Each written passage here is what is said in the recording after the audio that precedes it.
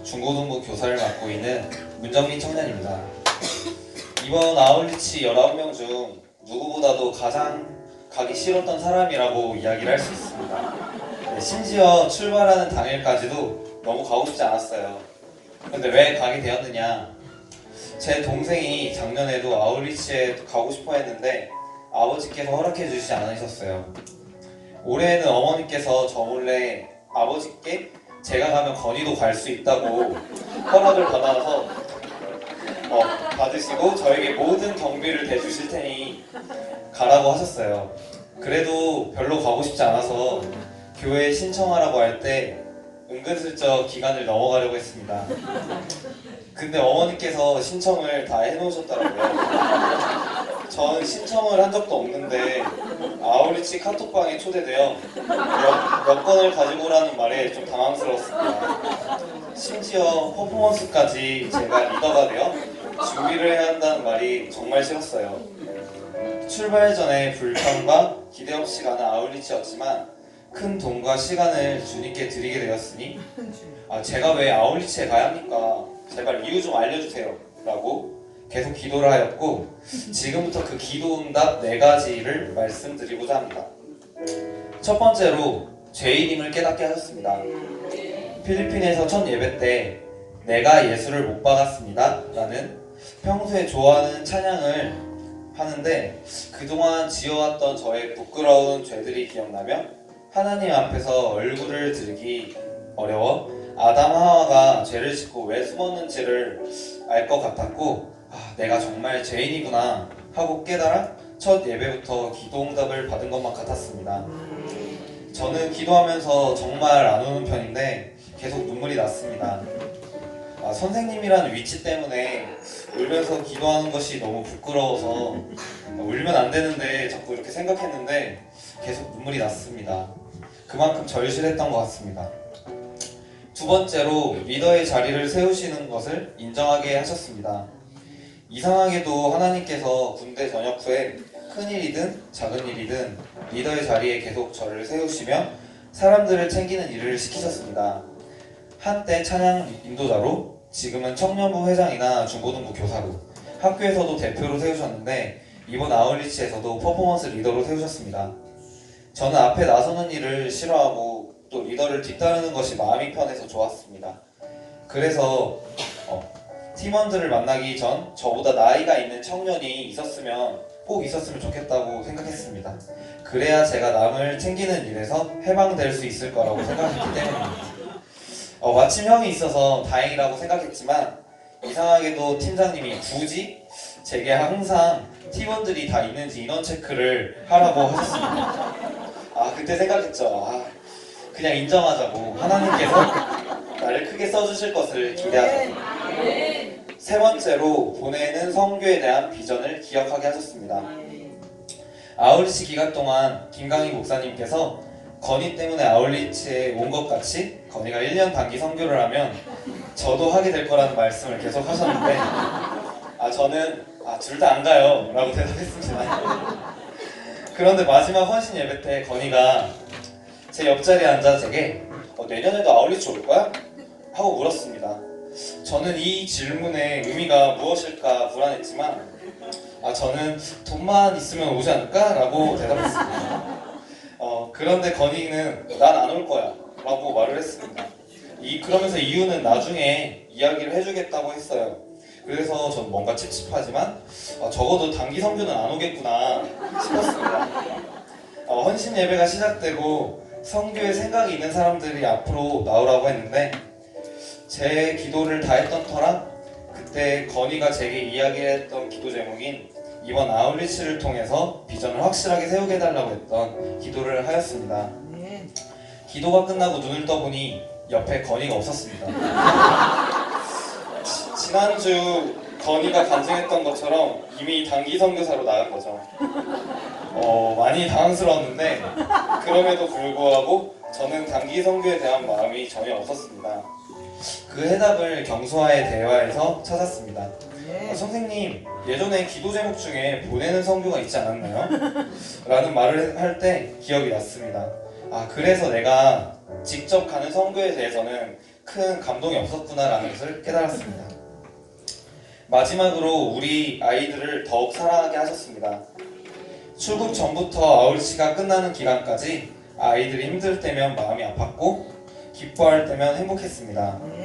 이로 인해 아이들을 사랑하는 긍휼의 마음을 주시는 하나님의 사랑을 느낄 수가 있었습니다. 작년에 정말 너무 힘들어 선생님이면서 아이들 기도보다는 제 기도 위주로 기도했지만 올해는 아이들을 위하여 더 기도하라고 마음을 주신 것만 같았습니다. 기도응답 말고도 하나님께서 4가지 은혜를 더 부어주셨습니다. 첫 번째 은혜로 좋은 학생들과 팀이 될 수 있음에 감사했습니다. 숙소에서 전도하는 장소로 여러 교회가 섞여 팀별로 나뉘어 창문이 뚫려있는 차를 타고 가는데 매연이 엄청나게 들어옵니다. 그런데 우리 팀은 찬양을 부르면서 가자고 하는 거예요. 팀원 14명 중 경수와 영과 저와 한 팀이었는데 공기가 좋지 않고 매연이 들어옴에도 불구하고 팀원들과 우리 셋이 정말 열정적으로 찬양했습니다. 결국 제 몸은 첫날부터 끝날까지 쉬게 되었어요. 그 모습을 보는 팀원들이 우리 교회에 대해 엄청 관심을 갖게 되면서 학생 수는 몇 명인지 물어보시고 보이는 열정에 비해 생각보다 적다고 엄청 놀라시면서 지금 이대로라면 분명히 부흥할 거다라고 말씀해 주셨고 또한 우리가 온몸으로 찬양하며 하나님 안에서 노는 것 같아 보인다고 엄청 칭찬해 주셨습니다. 그러시면서 저에게 선생님으로서 뿌듯하겠다고 이야기를 듣는데 경수와 영어가 너무나도 대견했습니다. 두 번째 은혜로 남을 시기 질투하지 않음을 감사했습니다. 퍼포먼스를 하는데 장소가 비좁음에도 불구하고 최선을 다하는 우리 교회 친구들이 너무 자랑스러웠습니다. 다른 교회 퍼포먼스도 보는데 특히 하하교회가 누가 봐도 정말 잘했고 환호를 많이 받았습니다. 제가 좀 더 어렸다면 그들을 보며 시기 질투했을 것 같은데 그들을 보면서 저만큼 준비하는데 얼마나 많은 노력과 열정이 들어갔을지 궁금했습니다.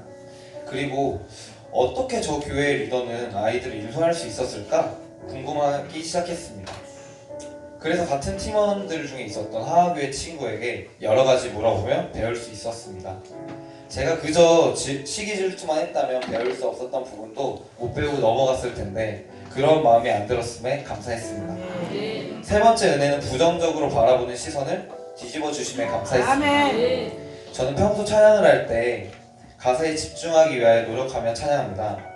왜냐하면 제가 혹시 찬양의 멜로디와 지금의 분위기에 취해 아무 생각 없이 찬양을 하는 것이 아닐까 염려하는 마음에 생긴 습관이었죠. 그래서 평소 찬양을 부르며 뛰는 사람들을 보며 저 사람은 과연 하나님을 위해서 뛰는 건가? 아니면 그저 신나서 뛰는 걸까?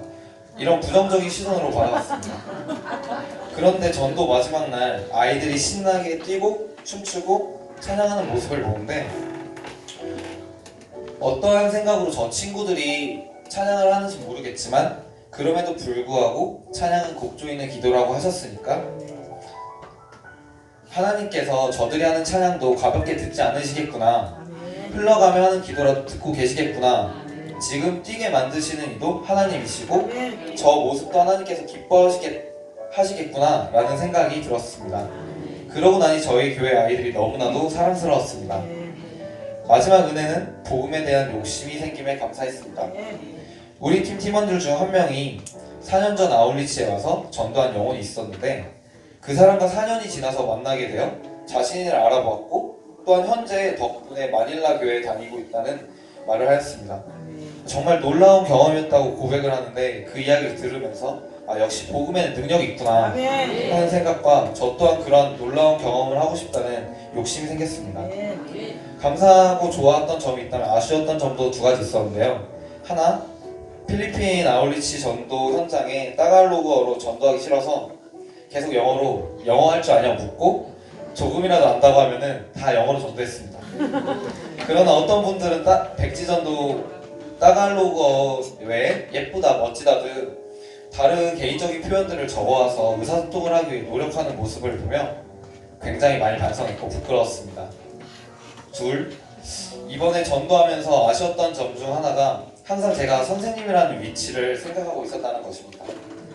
그래서 학생들 앞에서 틀리면 좀 부끄러우니까 영어로 말할 때 제가 아는 표현이어도 문법 이게 맞나? 하는 생각에 주저하다가 타이밍도 놓치고 제대로 전도하지 못했던 때가 많았던 것입니다.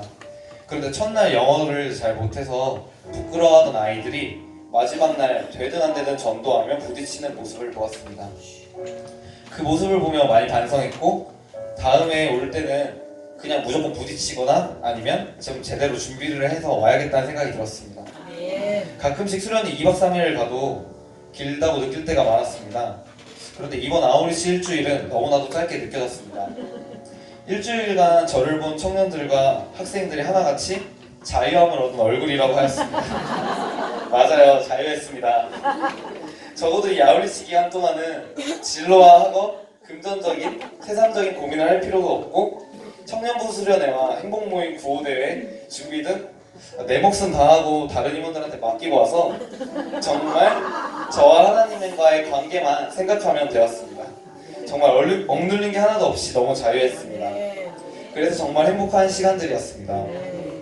제가 선교를 간다고 할 때 전 하나도 기쁘지 않은데 주변에서 계속 부럽다고 했었습니다.